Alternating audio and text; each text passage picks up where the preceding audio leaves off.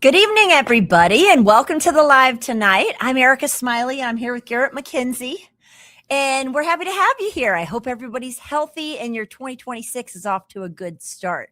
So if you've never joined us for a live before, we're going to do a little bit of teaching, talk about a great topic tonight. We're actually going to cover a question that we get a lot of times. We talk to people, they're working and they don't know, should they go to Medicare or should they stay with their employer plan? So tonight we're going to actually talk about 3 reasons why Medicare may be a better choice than your employer plan. So we'll just talk about that a little bit. And then what we're going to do is answer your questions this evening. So we've got Daniel, our producer, kind of watching the chat box here. If you guys want to start to put your questions in, you can do that now. You don't have to put it in more than once. We'll get to your question. And just make sure you give us enough detail so we kind of can get the full picture and we can give you a clear answer, okay? So, like I said, one of the things we do, we are Medicare brokers, right? So we're here for people to call them, we educate them, we give them guidance.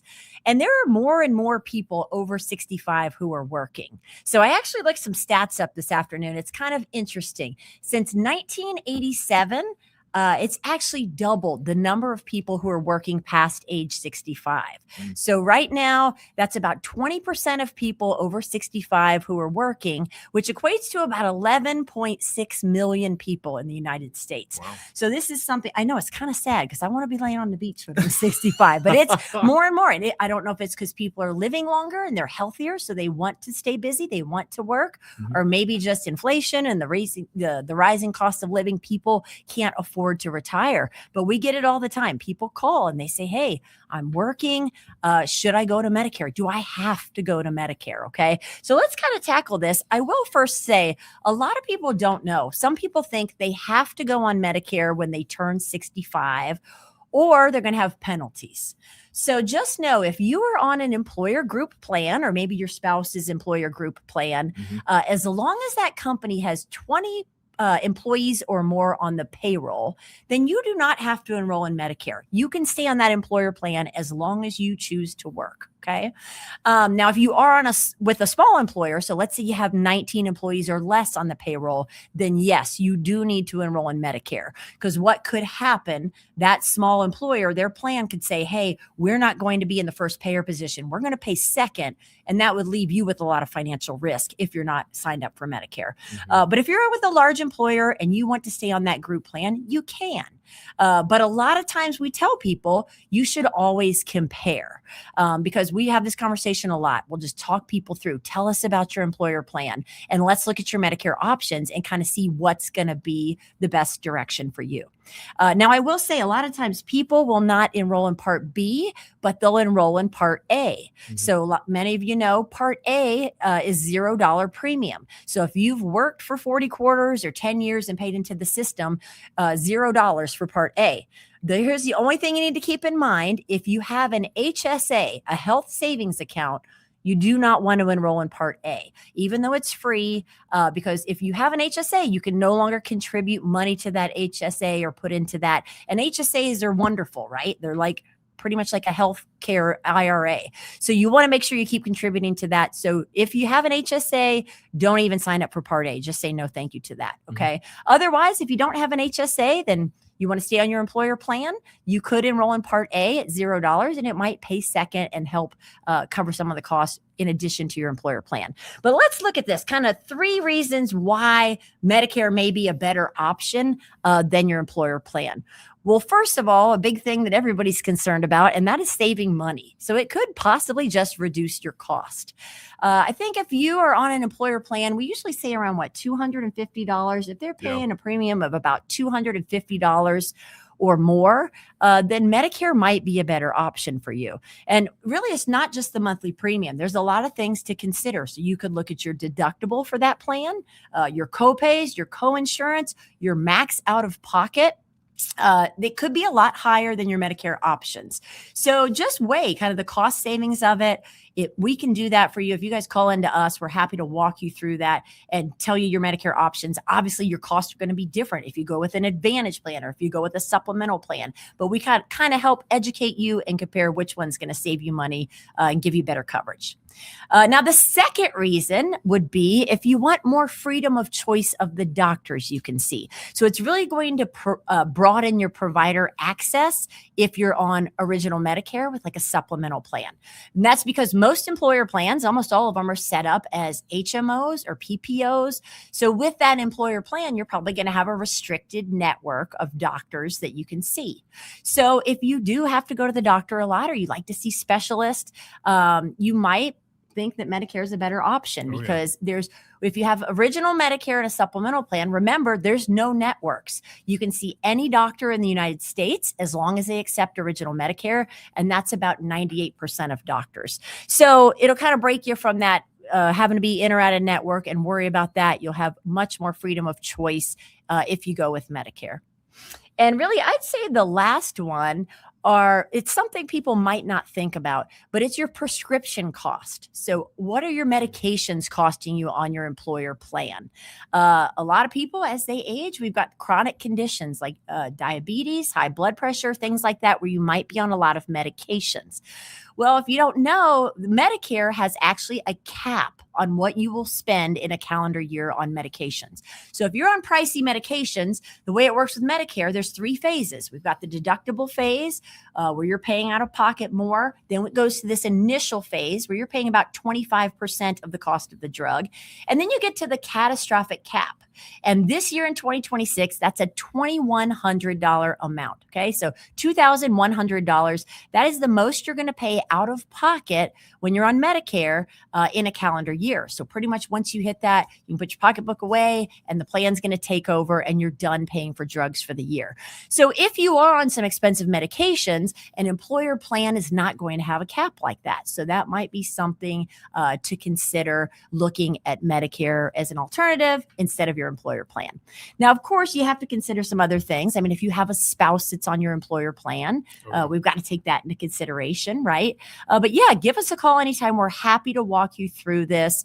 You don't have to go into Medicare when you're 65. And sometimes we tell people, sounds like your employer plan's great. You should stick with that until you're ready to retire.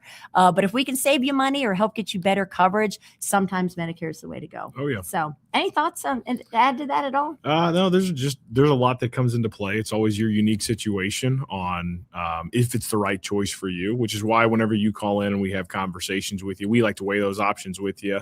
We'll ask about premium, deductible, max out of pocket. And then the most important one that people generally bring up is the spouse, exactly like you said. Yeah. If your spouse is under 65 and they can't make that transition yet, well, hey, there's really if you move without them, you're technically the one who's employed, so they're going to be without coverage. So that's generally a lot of the deciding factors for us whenever we have those conversations. But each situation is unique. Yeah. And I think the biggest thing too, some people they're worried, like, I'm going to get penalties. Am I going to get penalties? Am I going to get in trouble? But no, you have pretty much 2 main windows to enroll in Medicare. One is when you turn 65, but the other is when you leave that employer group plan. It's called a SEP, a special enrollment period. There's a couple extra steps you have to go through. I'd say the biggest thing you need to be aware of if you're going to stay on an employer plan, you just need to make sure you don't have any gaps in coverage back to the age 65. So if you're going to be on that employer plan after age 65, just make sure you don't have any gaps in coverage and you can work until you're 70, 75 if you want. When you're ready to retire, you can come into Medicare with no penalties. So, all right, awesome. Well, let's kind of take it over to some questions here. I got to throw my glasses on here so I can see them. Looks like we got a lot of questions popping up in the chat box already. So, all right, Daniel, do you have a first question for us here? All right, we've got a Liberty here says, I'm on traditional Medicare with drug plan and plan N. I'm diabetic. I've been informed that I have to order my sensors through a durable medical supplier. Yes, and cannot use a pharmacy. Mm-hmm. Yeah, that's correct. So if you were to contact the carrier, they would actually give you a list of durable medical suppliers that you'll be able to reach out to, and then they would just bill that through Medicare for you. So yes, that's correct. Yeah. Okay. Good question. All right.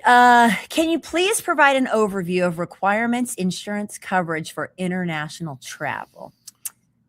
We might need a little bit more details on that. So you mean as far as it kind of depends if you're in Medicare already, if you have an Advantage plan, if you have a supplemental plan. I don't know. You want to speak to both of those? Yeah, I can. So, I mean, if we're talking as it pertains to Medicare, you have $50,000 on supplemental plans to use for international coverage over the life of your plan.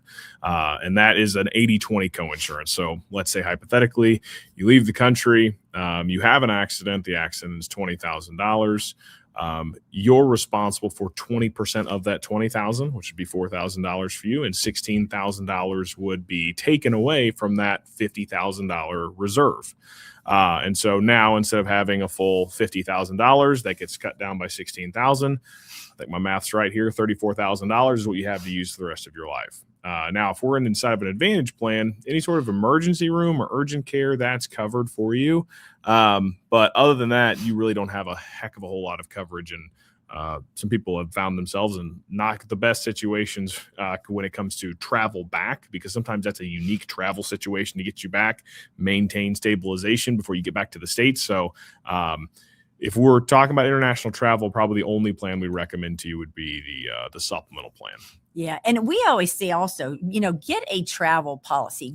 You can buy Yes. a travel insurance policy. We don't write those plans here, but it's always a good idea. So you just have that extra coverage. And I think they're pretty inexpensive as well. Generally they are very inexpensive, but it's saved more than a couple of our customers. So I absolutely would highly recommend it. Yeah.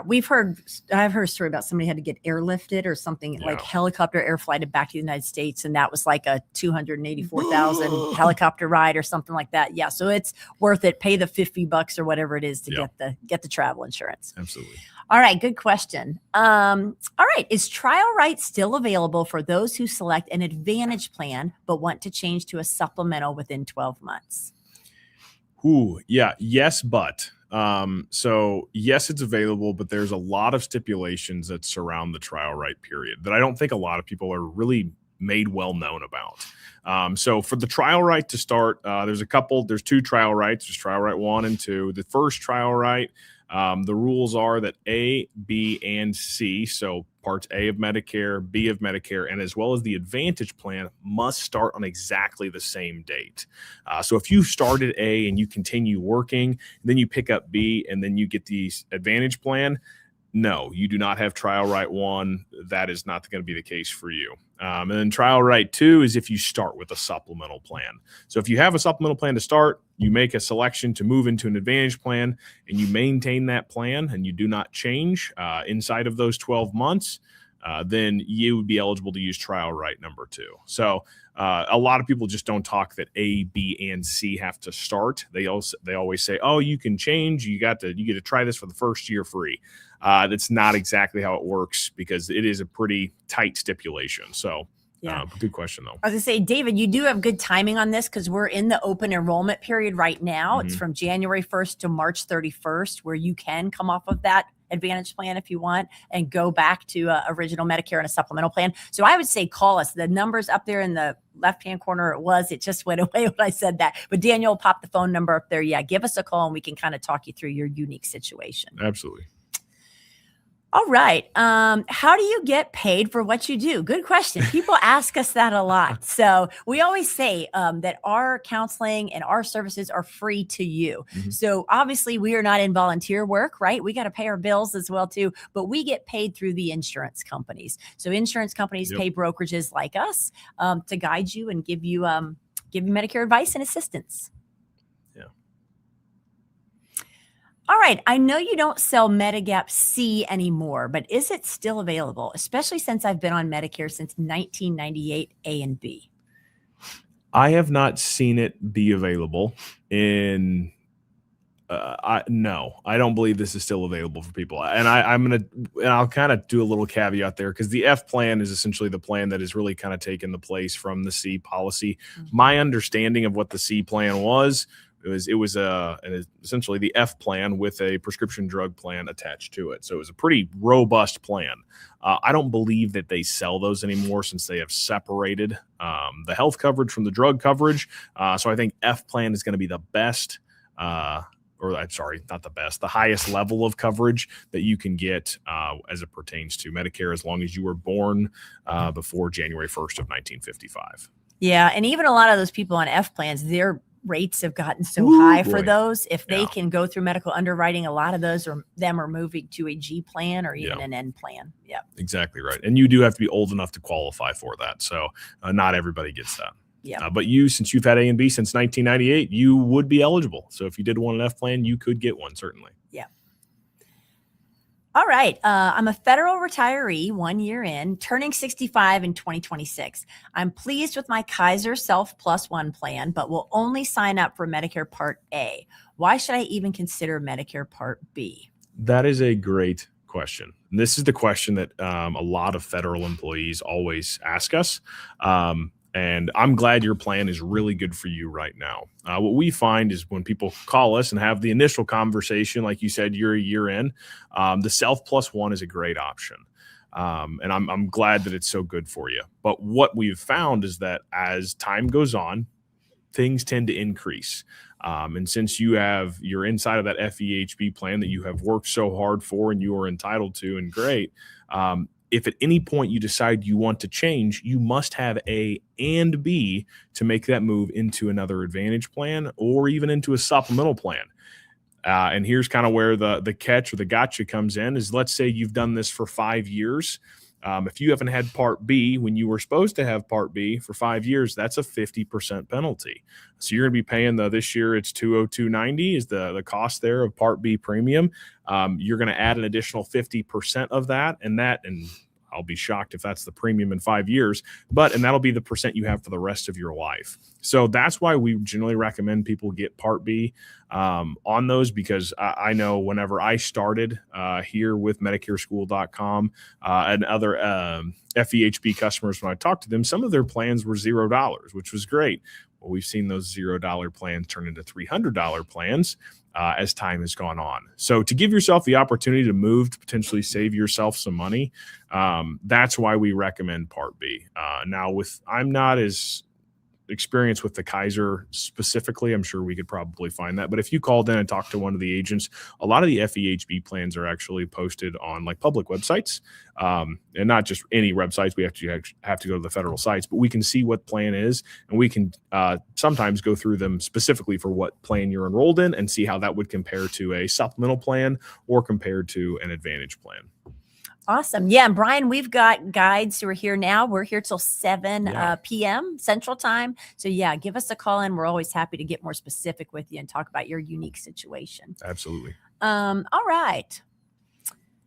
I turned 65 in July, on July 12th. When do I have to start Medicare and still working for a large company plan? All right. So this is a perfect situation of what we kind of talked about in our opening here. Mm-hmm. So give us a call and we can talk with you. You do not have to take Medicare just because you're turning 65. Okay. If you continue to keep working and you're with a large employer and you're happy on that plan, you can stay on that plan. But yeah, we can definitely give you your options. If you've got a birthday in July, you can, as early as, I'm so bad at counting backwards, June, May, April, right? Oh, yeah. So you can enroll as early as April, and then your benefits would start on July 1st. Okay. Yeah. If you enroll in July, your benefits would start in August. In August, they'd start in September, and in September, they would start in October. And your last month to register or enroll would be October, and benefits would start November 1, correct? Yeah. Hey, I did that. Usually got to write it on paper. And that is, and keep in mind, that is if you're using your initial enrollment period. If you were to continue to work beyond 65 and past those months, then you would still have a special enrollment period, as long as there was never any gaps in your coverage, in your insurance coverage since then. So if anything did change, you could always call us. It's not very hard. It's something we do all the time to get coverage to start the following month. Goodness, we've had people call us that say they got let go or laid off, or you know what, hey, I'm just going to retire, and the first of the month is the next day. As long as we are filing those forms before that date, then we're going to be okay. I absolutely would not recommend waiting to the last second, but I would recommend that we talk much earlier. But anyway, you still have all that time. So. You're way ahead of it. Yeah, he's way ahead of the curve. That's really there. Good. Yep. And it is always good if you call in to talk about this. I would see if you can have your summary of benefits for your employer plan, because we're going to ask you, like, what's your your monthly premium? What's your deductible? What's your max out of pocket? And that's really going to help them to help you assess which direction to go. Absolutely. Okay? Yeah. What are you paying for your medications as well, too? Because if you have a long list of medications, a general rule of thumb for us in-house is if you have some heavy duty medications. So whenever I say heavy duty, I mean more name brand things you see advertised on TV. Sometimes those employer plans are better, but not always is that the case. And you can see why we say everybody's got a unique situation. So it just depends on whenever we input your situation in. So please, by all means, give us a call and we'll be able to kind of give you some better direction with that. All right. I'm with United Health from my employer. Why am I charged for Medicare A and B? From my employee. Why am I charged for A and B? I don't know. So do you read this as she's working for? Barbara, are you retired? I guess I would. Are you? So I can kind of answer some of this. So with your charge for A and B, so Part A of that is actually free to you. All the taxes and what you've paid into is covering the premium for Part A, and that premium can be substantial. I can't quite remember exactly what the New Year's premiums are, but if you have less than 29 quarters, I think last year it was $529 or $519, something like that for the cost of Part A. So what you are getting for free is Part A, the hospital coverage. Part B is the medical side that you do have to pay for. And that's for anybody. Anytime you pick up parts A and B, there's always going to be that cost. Doesn't matter where you worked or who you're working for. The only time you won't have to pay for Part B is if you will qualify for Medicaid or Medi-Cal, depending upon your income level. So that's the only time you wouldn't have to pay for Part B. Yeah, and I guess I was kind of confused about she's with United Health from her employer, so I don't know if she's retired, if she's still working. Or so Barbara, maybe give us another message there. Let us know, are you retired? Is this a supplemental plan that your company's continuing to pay for? Just give us a little bit more information because I don't want to answer just half of your question. Yeah, we can follow up on it too. Yeah. All right. Tammy's asking, if I have Medicare A and B and a supplemental plan like a G or N, do I have a Part B deductible after they take the $203 out of my Social Security each month? So yes, you would. And that would be if you have a plan G or a plan N. So with both of those plans, you pay your monthly premium, but then you have to pay the Part B deductible. And this year, that's $283. So pretty much with the G plan, you pay the first $283, and then you're done for the year. You don't have to pay anything else. The plan N, you would pay the first $283. You'd pay that calendar year deductible. And then on top of that, you have to pay like $20 when you go to the doctor, a small copay, $50 copay if you go to an emergency room. And then there's something called excess charges. We won't get into all that. But yes, either one of those plans, you pay $202.90 per month to have A and B, and then you would have to pay that Part B deductible, which is $283. 75 retired. Okay. So since you're retired and you were an employee from them, you're going to have to pay Part B. Everybody's got to pay for Part B. And I'm assuming your United Healthcare plan, the retiree benefits plan, is something that's being covered by them, is what my assumption is. But everybody's got to pay for Part B essentially. So, yeah. All right. Okay. Spoke with a urology group in Philly for an appointment. Gave them my insurance information, Medicare, and the ARP UHC Plan G. Stated they are still negotiating with UHC, so they only accept Medicare, not UHC sub. What is this all about? So I think you got to push back on them is what I would say, because really anywhere Medicare pays, anywhere they take Medicare, they have to take your supplemental plan. So I don't know. How would you handle that one, Gary? Yeah, no, it's a really good question because a lot of people, whenever we try to leave conversations with people, whenever they go ahead and sign up is, hey, you don't want to really tell people the carrier you're necessarily with as it pertains to supplemental plans. You just want to let them know you have a supplemental plan or you have Medicare, because sometimes when people hear that, because they're not experts at Medicare, they'll say, oh, United Healthcare, we're still this situation. Exactly. We haven't agreed on a contract yet. So they may not be in network for us. Well, you guys know, and like we know, supplement plans don't have that. So you would just say, I have Medicare and a supplemental plan. It really does not matter which one you have because you can still go see any doctor that takes original Medicare. So anyway, that's probably how I would have the interaction is I would kind of call in again. but you probably don't have to as long as they take original Medicare, which you can go to medicare.gov and actually look up doctors. And so if you know that this group takes Medicare, if they accept original Medicare, then you can walk right in with the supplemental plan, no questions asked. Yeah, just take the Medicare card and the Plan G 100%. card. Like Garrett says, they probably have that confused with Advantage plans. Yeah. What they're And this talking is about. very common when people call in all the time and they say, well, they said such and such isn't a network. And it's like, okay, you have to have the conversation a certain way. And so anyway, and that's once again, because, we're a part of the Medicare, we know, because we get these questions all the time. So just whenever you go in and introduce it to either a new doctor or to a new facility or to your regular doctor, as you make your first transition into Medicare, just let them know you've got a supplemental plan. It really doesn't matter the carrier. Okay. All right. So I'm on my wife's plan at her work. Do I have to keep paying for Part B? And with the mess going on, do I even want to mess with them?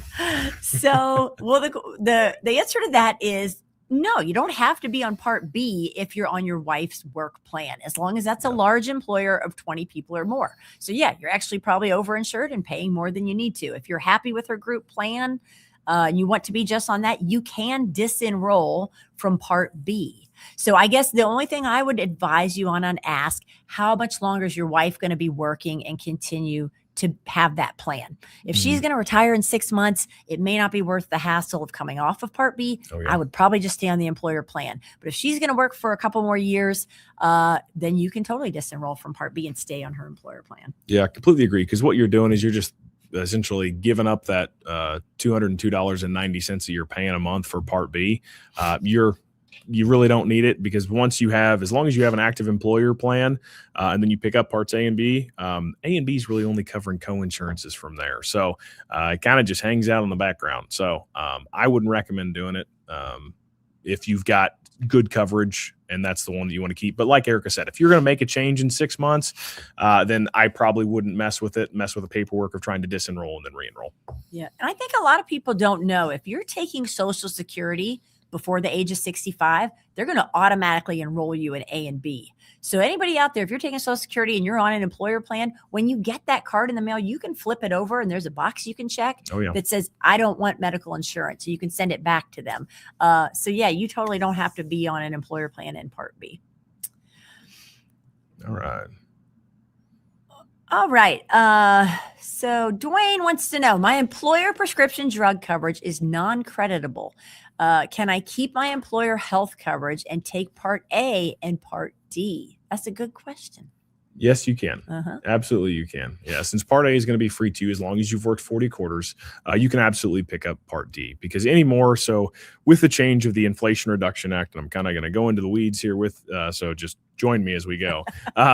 Whenever they changed for the Inflation Reduction Act, they actually really increased or bumped the level of coverage of Medicare, and anything that is seen as or deemed non-credible is not like or greater than the coverage of Medicare. And so that did kind of change some things with employer plans. So people do need to be cognizant of this, because this is something that is actually a little bit new this year, because they postponed some of the rulings until this year about making people switch.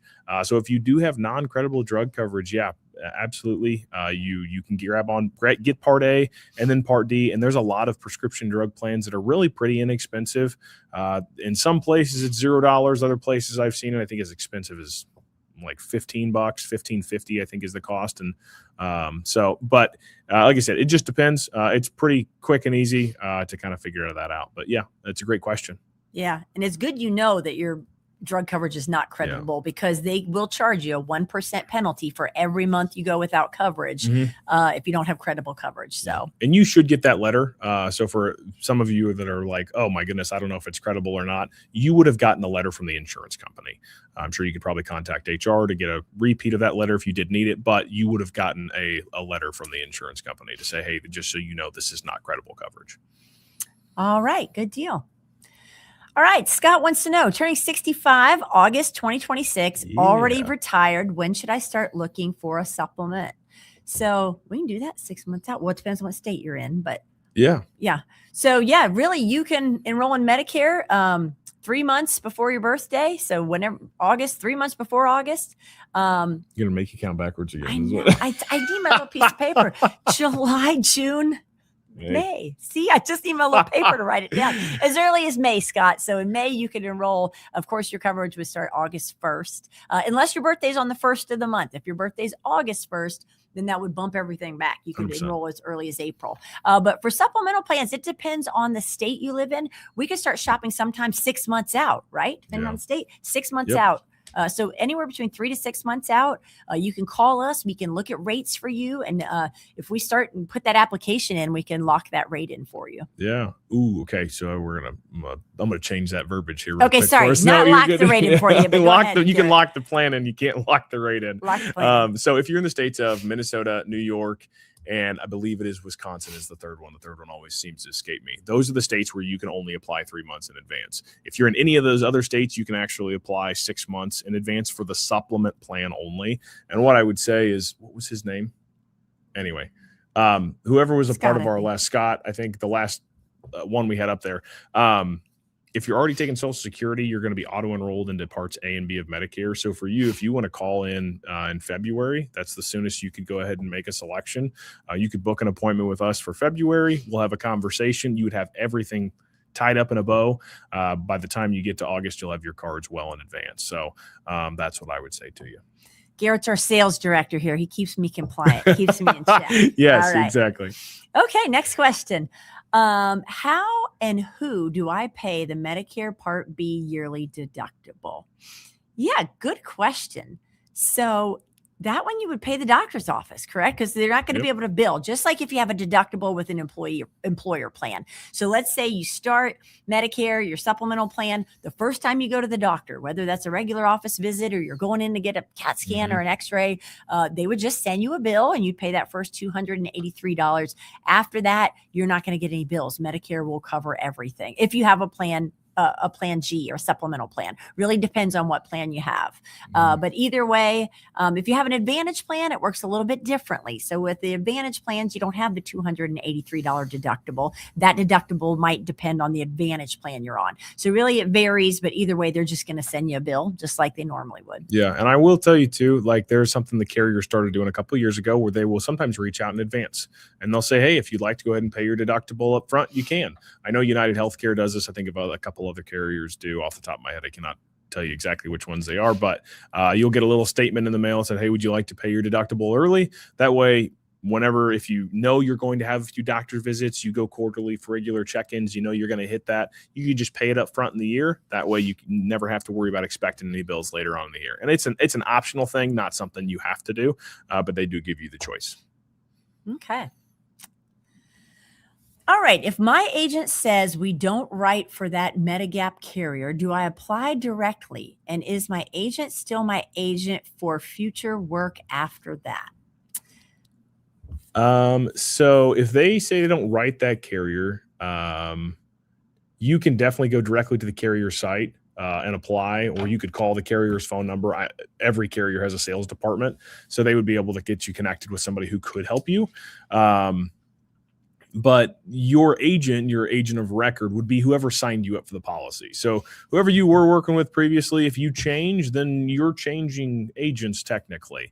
And that's in most scenarios, unless you're using some guarantee issue rights in certain states and you're staying with the same carriers, they do protect agent of record, but that's maybe a little bit too much for this. But for the most part, you can also submit an agent of record change. So no, it doesn't. In your situation you're suggesting here, no, that does not mean you'll still have the same agent of record. Okay.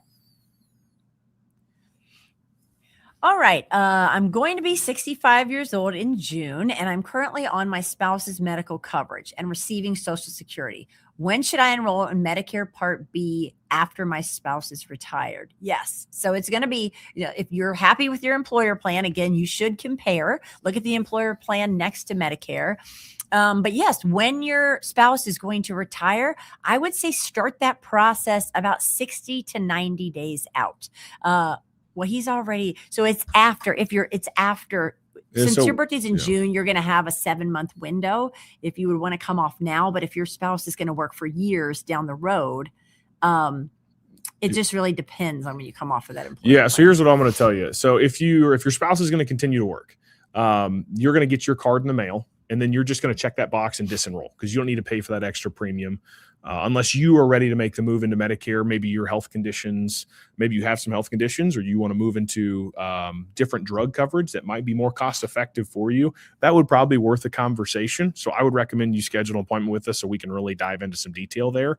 But if you are, almost never see the doctor, almost taking zero medications, plans cheap, cost effective, then whenever you get that Medicare card in the mail, which you'll get it about 100 days before the 1st of June there, you're going to check that box on the back and send it back in. The soonest you can apply to start Part B after your spouse retires is going to be 3 months before, exactly like Erika said. 60 to 90 days is kind of the sweet spot to kind of get that ball rolling again. You'll just give us a call. We'll be able to do an L564 and a 40B form for you, as well as get that supplement or advantage plan cooking for you as well. So, but you'll want to make sure they will send you a new card because you'll have to send in your original, and you'll want to make sure you put that card in a safe place. Yep. All right.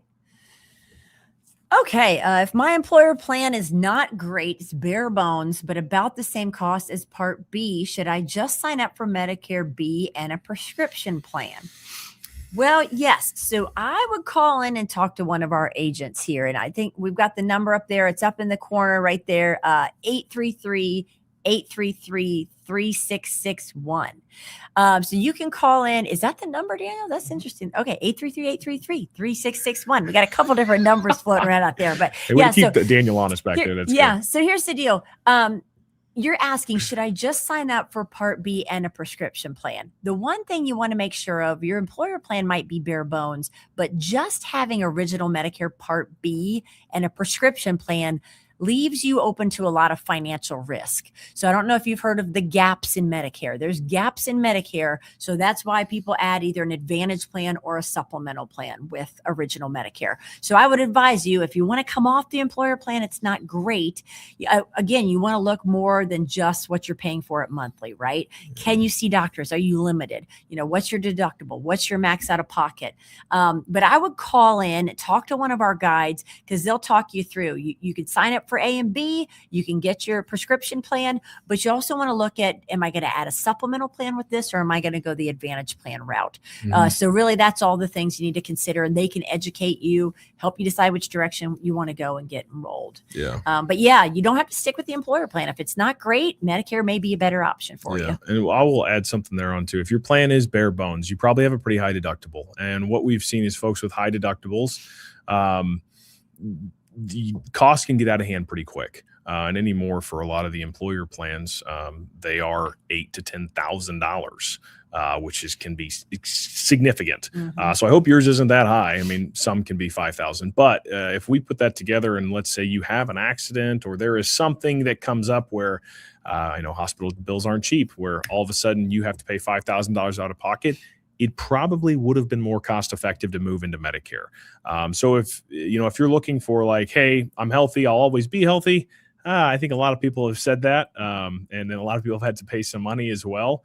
If you're looking for a little bit more safety, and sometimes it's just an easier transition too, as people go to retire, is, hey, I'm looking for more safety, but also I'm going to separate my health insurance from my employer. So as I am nearing retirement, the only decision I have to make is, when do I want to retire? I don't have to worry about retiring and then setting up health insurance and waiting for my cards and aligning this with my new doctor. You don't have to do all that at the same time. It makes things easier if you do just make that transition. Once again, it's worth a call. Yeah, it's great advice.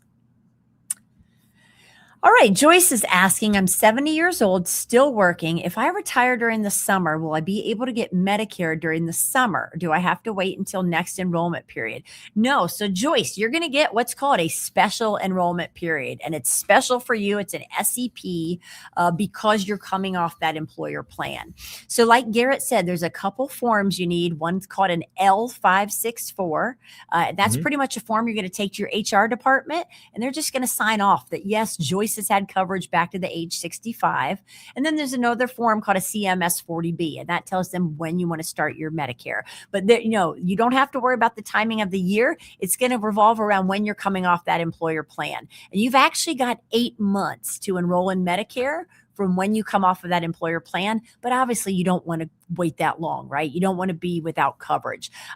So again, when you're ready to retire, about 60 to 90 days out, get with us, give us a call. We'll get you the forms you need and help you with that. But yeah, you'll be able to start. Another important thing is if you want a supplemental plan, Joyce, you're going to have a 6-month window where you can get a supplemental plan like a Plan G or a Plan N with no medical underwriting. So that's a very important window we want people to know about as well. It's called the Medigap OEP, and that's 6 months from when you start Part B. So yeah, a couple of things there to kind of look at, but you totally can do that whenever you're ready to retire. Yeah.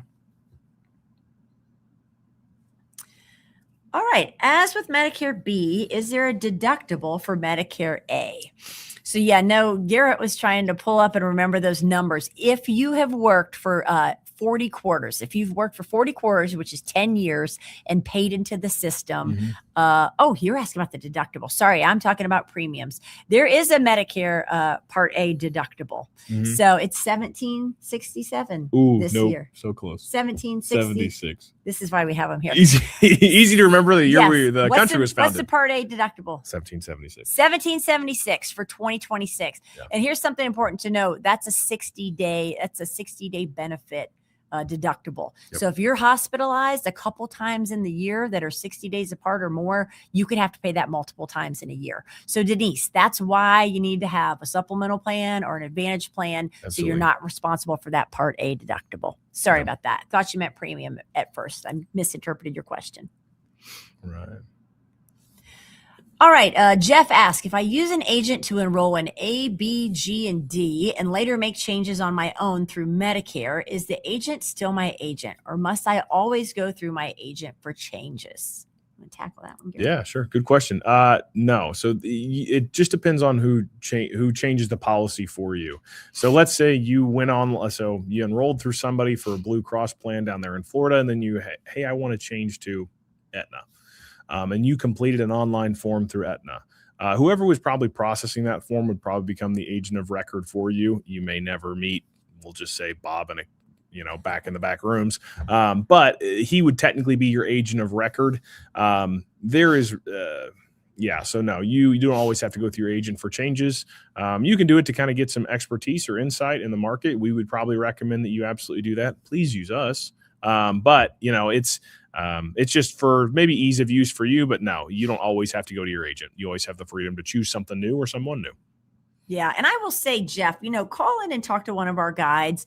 The whole thing here at Medicare School, we really want to educate you. It is low pressure, right? We are not the kind of company 100%. Where if you call and chat with us and ask some questions, we're not going to start cold calling you and calling you every day, right? So call in and get some advice and you can decide kind of which direction you want to go. Absolutely.